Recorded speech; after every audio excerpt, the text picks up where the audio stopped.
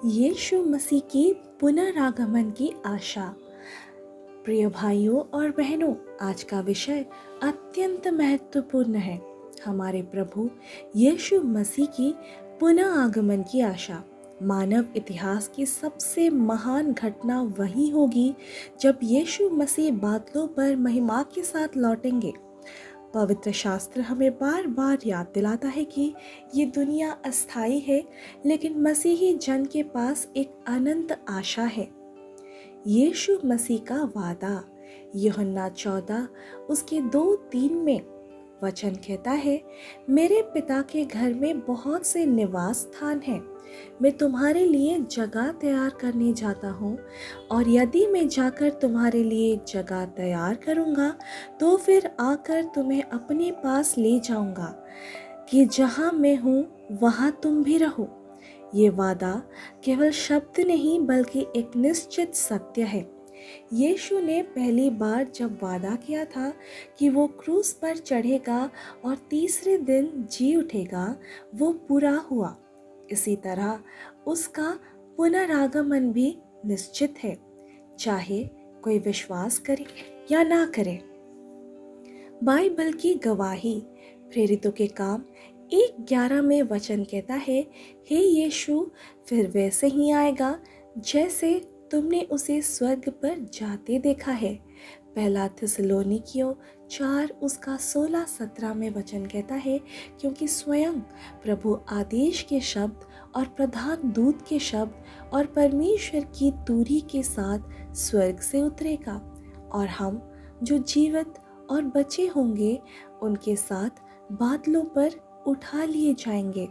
प्रभु में आकाश से मिलने के लिए तैयार हो जाइए।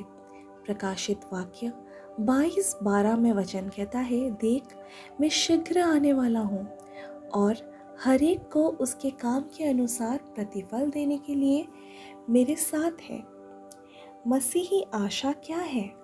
मसीही आशा केवल अच्छे दिनों की उम्मीद नहीं है। यह केवल नौकरी, शादी, स्वास्थ्य या आशीष की उम्मीद नहीं है। हमारी सबसे बड़ी आशा है कि हम यीशु को आमने सामने देखेंगे और उसके साथ सदा के लिए रहेंगे। जब यीशु आएंगे तो क्या होगा? मरे हुओं का पुनरुत्थान होगा। मसीह में मरे हुए पहले उठेंगे। जीवित विश्वासियों का रूपांतरण होगा। हमारे नाशवान शरीर महिमावान शरीर में बदल जाएंगे।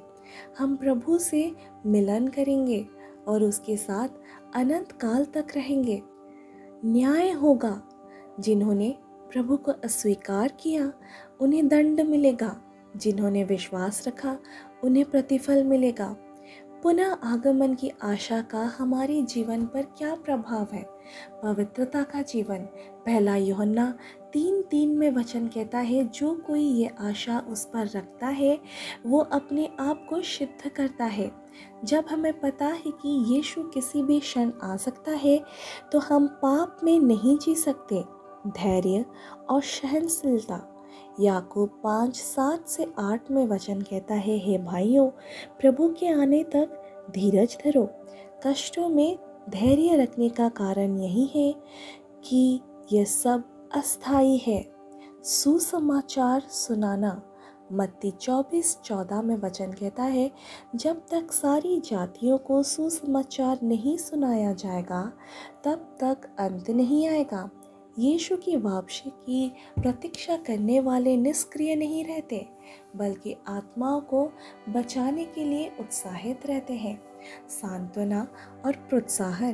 पहला थिस्सलुनीकियों 4:18 में वचन कहता है, इसलिए तुम इन बातों से एक दूसरे के शांति दो। जब हम किसी प्रियजन को खोते हैं तो ये आशा हमें संभालती है कि हम उनसे फिर मिलेंगे। क्यों ज़रूरी है यीशु की वापसी की प्रतीक्षा करना? क्योंकि ये हमारी आस्था को जीवित रखता है, क्योंकि ये हमें सांसारिक बातों से चिपके रहने से बचाता है, क्योंकि ये हमें स्वर्ग की तैयारी करने के लिए प्रेरित करता है। चेतावनी है। यीशु ने कहा, मत्ती 24 42 में, इसलिए जागते रहो क्योंकि तुम नहीं जानते कि तुम्हारा प्रभु किस दिन आएगा। कई लोग सोचते हैं अभी तो बहुत समय है, पर बाइबल कहती है कि प्रभु चोर के समान अचानक आएगा, इसलिए हमें हर समय तैयार रहना है।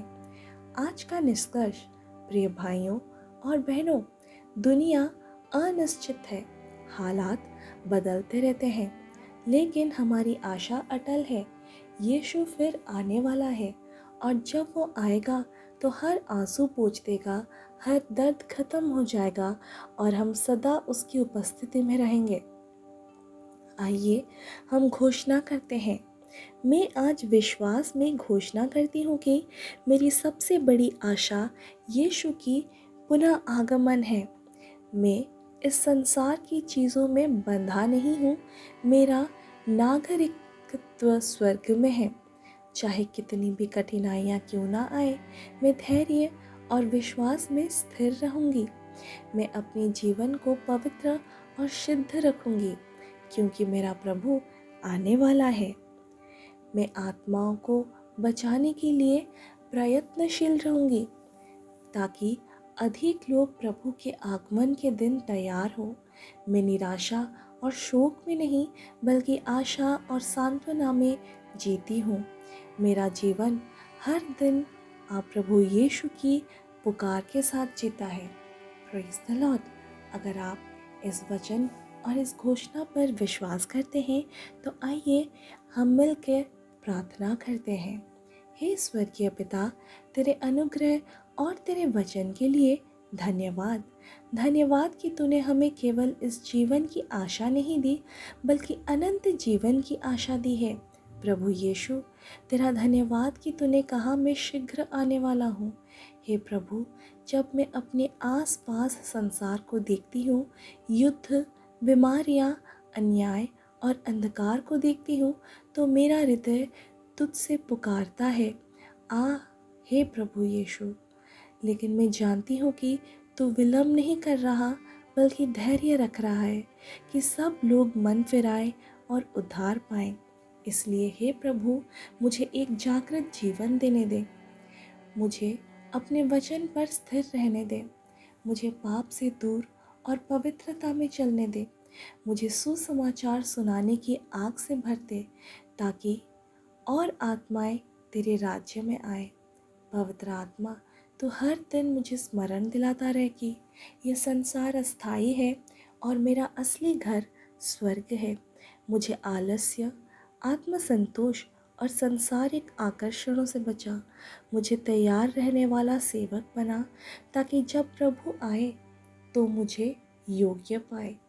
हे यीशु, मेरी प्रार्थना है कि मेरे परिवार, मेरे प्रियजनों और मेरी समाज के लोगों को भी इस महान आशा का अनुभव हो। वे भी तुझे जाने और तेरी पुनः आगमन के लिए तैयार हो। हे प्रभु, मैं तुझसे यही मांगती हूँ कि मेरा जीवन इस वचन से भरा हो। हाँ, मैं शीघ्र आ रहा हूँ और मेरी आत्मा हर दिन उत्तर दे, आमीन। आ हे प्रभु यीशु, तू जल्दी आ। मैं ये सब प्रार्थना तुझ पर विश्वास और आशा के साथ करती हूँ, आमीन। अगर आज का वचन आपसे बात की है तो निश्चित रूप से कमेंट में लिखिए, प्रभु, मैं तेरे पुनः आगमन के लिए तैयार हूँ। ये वचन को दूसरों के साथ शेयर करें ताकि वो भी पुनरागमन के लिए उत्साहित हो और खुद को तैयार करे। अगर चैनल को सब्सक्राइब नहीं किया तो ज़रूर करें। Praise the Lord. आपके जीवन प्रभु यीशु मसीह में बरकतों से भर जाए और आशीष आपसे कभी दूर ना हो। Praise the Lord. Hallelujah. Amen.